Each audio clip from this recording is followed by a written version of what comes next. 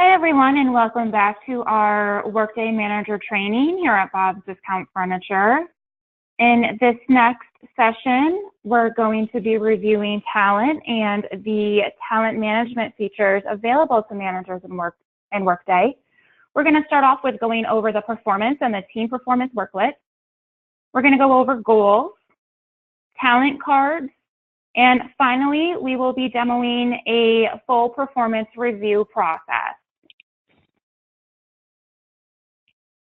Okay, to begin with, we're going to be going over the performance worklets. Now, there are two separate performance worklets in Workday.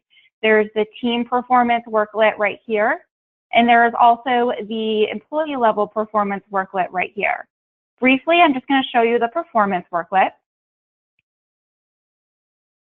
The performance worklet is where an individual employee can update their own goals and add information to their professional profile. So if I'm an employee and I want to update my own goals, I would go and click into this right here. If I wanted to update my professional profile, I'd click right here onto skills and experience. Managers should encourage their team members to update their professional profile. The professional profile in Workday should be treated similar to a LinkedIn profile. This is where employees can decide what they want their managers as well as Bobs to know about them professionally. So here in this example employee, this employee has added some of her job history. She's got some work experience in there as well. There are also sections to add your education history as well as any other languages spoken. Okay, now I'm going to head back to the Workday homepage. We're going to be going over the team performance worklet. So as I said, as a manager, this is the team performance worklet that you will be utilizing. This is where you will be able to manage goals as well as performance reviews for your employees. Okay. So I'm signed in as a manager right now. I'm signed in as a manager, Deanna Mitchell. We're going to start off with going over the goals page. So I'm going to click right here onto goals. Okay. This brings us into the My Team's Goals page. From this view, the manager can view all of the individual goals that each of their employees have, as well as the status of each goal. I'm going to go ahead and click these two arrows right here in the corner to make this a little bit bigger and easier for us to see.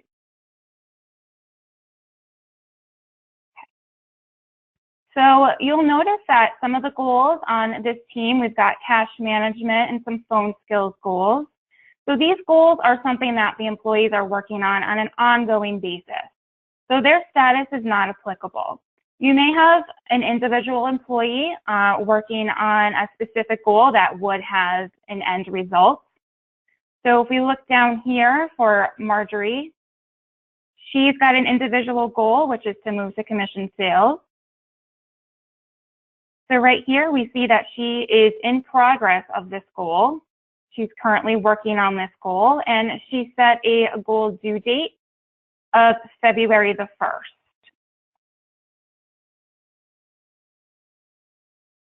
We'll go ahead and make this a little bit smaller again.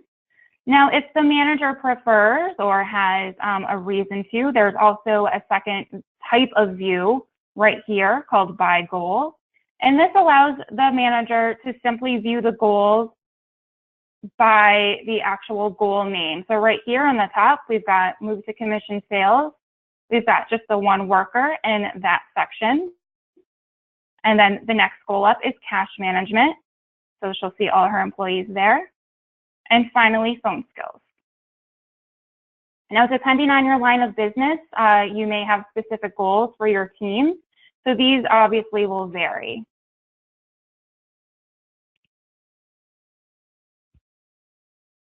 Okay, continuing on, from the My Team's Goals page, a manager can also add goals to employees. So let's go ahead and click onto that. Now from here, the manager can either decide to add a goal to a specific employee, which they would put the name in right here. Go right into my team and pick the employee that we are adding a goal to. Or to cascade out a single goal to all employees, manager can search right by organization. Click right into that. My organizations. And Deanna will go ahead and pick her own supervisory organization for Riverfields, Connecticut. We'll go right down here and click OK. And again, before I move on, I just want to mention that I'm creating a new goal. So I've got a new goal checked right up here on the top. Okay, and right away we can confirm that this new goal that we're adding is going to cascade out to all 5 members of her team.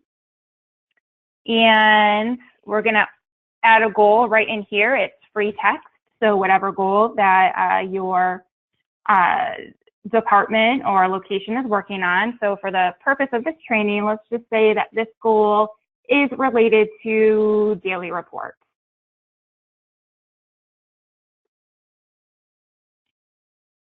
Right down here in the next section, I can write a description.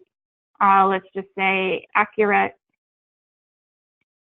reporting. And obviously these would get a little bit more detailed in the real world, depending on the goals that you have for your team. If we had a specific due date, we would put that date in right here. Since reporting is a daily task, that would be an ongoing sort of report, or sort of goal. So we'll leave the due date blank for now. We're going to check the box for editable in case we want to make any changes to this goal. If this was a type of goal which could be measured, say for a sales team, you were looking to increase a certain type of sale or some type of goal that you can count the progress on, you can either choose an amount or a percentage to track that goal by before you had considered that goal complete. Let's say for accurate reporting, we can put in a percentage there. So say we wanted 100% accuracy with reporting. We'll aim high. So we're able to put that in there for this goal, just as an example. Okay. So after the manager is done completing all of the specific goal details, we'll go ahead and click Submit right down here in the lower corner. And on the next page, we can see that that process was successfully completed, as indicated by this green check mark right here. So we'll go ahead and hit Done on this confirmation page.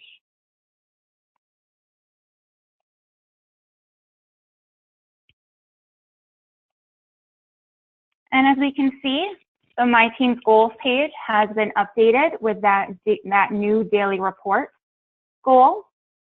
And we can see that target right here at 100%. Now, as time went on, the manager is able to edit that goal. So we can go ahead and just click Edit under Carol Bell.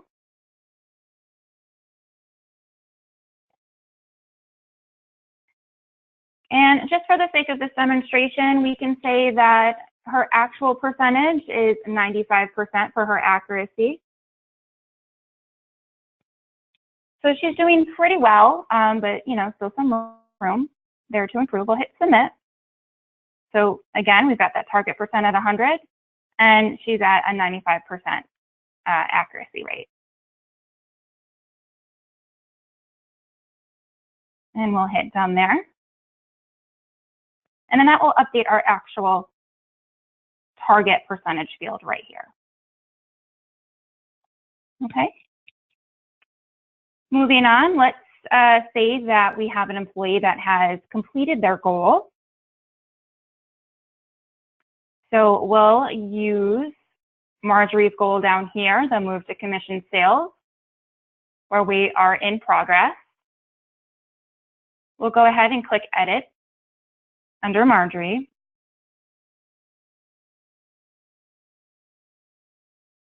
We'll click on that Move to Commission Sales task right here, or goal right here. Okay.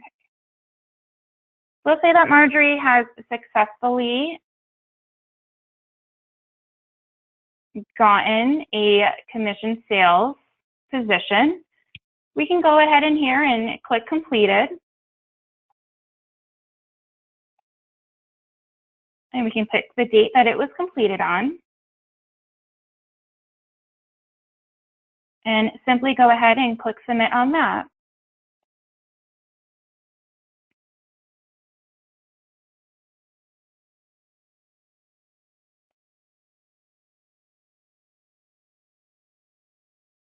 And now we see that it's been completed.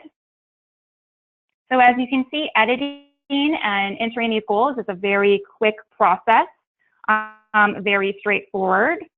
And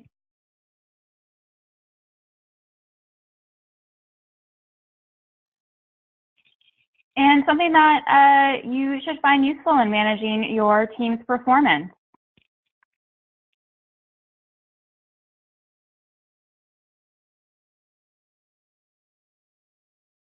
Okay, so the next portion of our talent session that we'll go over is the talent cards. Now, in the last section, we talked about encouraging employees to fill out their professional profile information. This information is what builds the talent card. The talent card will be useful for managers to have a concise, at-a-glance view of their employees' experience and skill level, especially when considering internal promotions. To view an employee's talent card, what you would do as a manager is just go into any one of your team members' profiles. So I'm going to go ahead and just utilize the My Team Worklet right here just for ease of access. And I'm going to click onto one of my employees. So bring me right to that employee profile. I'm going to click on this Actions tab right here. Or again, another word for that is related actions throughout Workday. I'm going to go right into this talent section. And I'm going to select Print Talent Card. So I'm going to click on that. This window will pop up right here. Your request is being processed. Once this is completed, and it usually takes less than a minute for these to generate, this will actually pop up in the manager's W drive right down here once it's ready. I do have a sample talent card all ready to go. So here's a sample talent card of what it will look like. We've got the employee's name right up at the top here. Shows what position they're in, the organization, and their direct manager. Also shows the time in the position. It's got that job profile history, which is pulling from Workday. Here's the work experience section right here. So this is the area, this work experience, job history, education and languages. This is what's reliant on the employee plugging into their professional profile. In other words, this is their work experience outside of Bob. Up at the upper right-hand top here, we've got our talent summary and our 9 box. Only managers will have access to view this section of the talent card. If the employee decided to print their talent card on their own, they would not see the talent summary section. Finally, towards the bottom, we have mobility. So again, this is the information that the employee has shared themselves in Workday. It's got their relocation abilities, as well as their long-term, their short-term and their long-term relocation preferences.